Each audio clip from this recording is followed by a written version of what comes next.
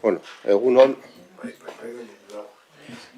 gaurko ezoiko batzar honi hasiera emango diogu, dakizunez moduan, puntu bakar bat daukagu, irakurriko dut, eta gero, joan gara bostaketa egitera, edo galderari baldin badago bitartean, erantzutera alden neurrian.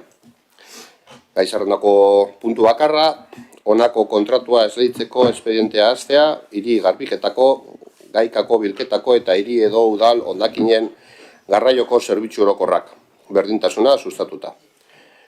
Udalaren ingurumen instalazioak ustiatzea, berdintasuna sustatuta hori bai, tamaina handiko gauzak eta tresnak biltzea, berra biltzeko, prestatzeko premisaren pean berdintasuna sustatuta eta laneratzeko enpresantzat erreserbatua.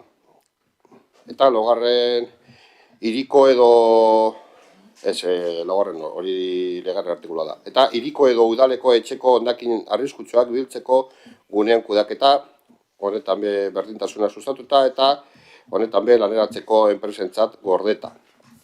Baita pliegoak onartzea eta gastua bementzea ere.